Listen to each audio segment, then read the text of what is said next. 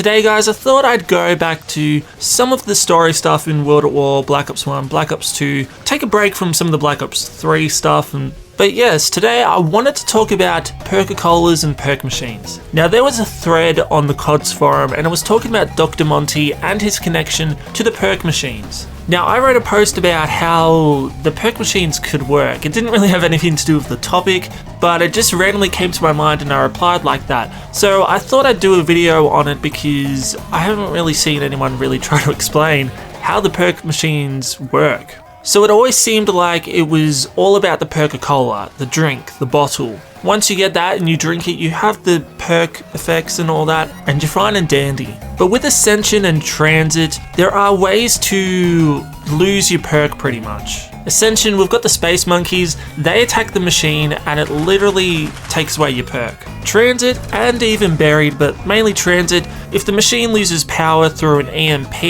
you turn the power off, or you take away a turbine that was powering it and you have brought a perk, then it simply becomes disabled. You don't lose the perk because it still takes up a slot and you can't see it because it's faded, but it's just not usable.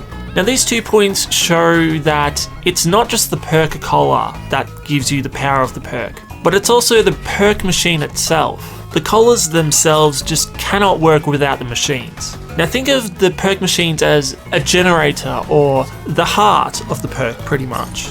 Now when you drink a Perk-a-Cola, you're pretty much taking a piece of that generator or a piece of that heart. You're pretty much forging a link with that perk machine. You just imagine like an invisible line, invisible tether that is joining the two together from the perk machine to the Perk-a-Cola, which would be inside the player because they've drunken it. Now when the Space Monkeys attack the machine, they pretty much sever the line. They break the tether. You lose your perk and you have to buy it again.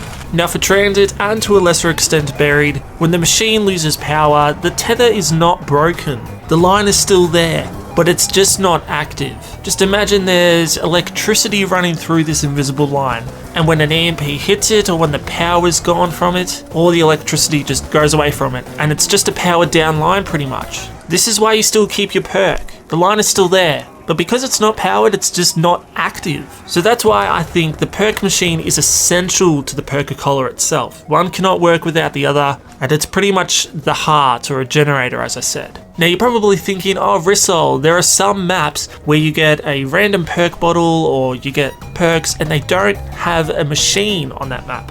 Well, the only maps that occurs on is Origins, Der Eisendrache, Zetsubunoshima, and Gorod Krovi. Now 3 of those maps have Der Wonderfizz machines, and I think the machines can act as a surrogate. You have multiple of them around the map, and you've got that little ball that flies to each one, and it essentially is creating the randomized Perk-a-Cola each time you hit it. But as I said, I think it can be a surrogate. It can, still do the same thing, be a link to whatever perk you drank from it. Now unfortunately, this does not apply to Zetsubunoshima. Deadshot Daiquiri and Electric Cherry don't have machines on those maps. The only way to get them is through the Gobblegum machines or through a plant. Now whatever I could come up to explain those 2 perks and how they work, I feel is just not strong enough, is a weak argument for it. Like I could say the Gobblegum machine can be a surrogate, but that just seems so weak. In regards to the plants giving it to you, yeah, you could say the plant acts as a surrogate, or just the giant 115 rocks that you see on the island. But it just does not fit with how we've established perk machines and how Perk-a-Colas work so far. So that's about it guys, that's my explanation for them.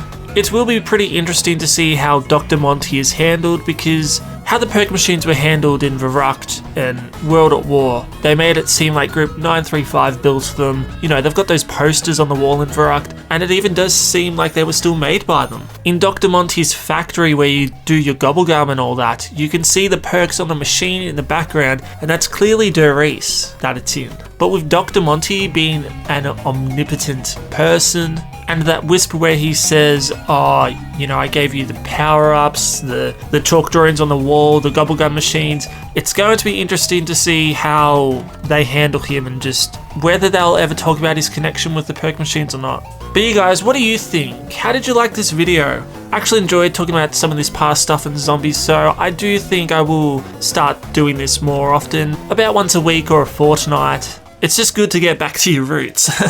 Anyway guys, thanks for watching and I'll catch you guys later. Cheers!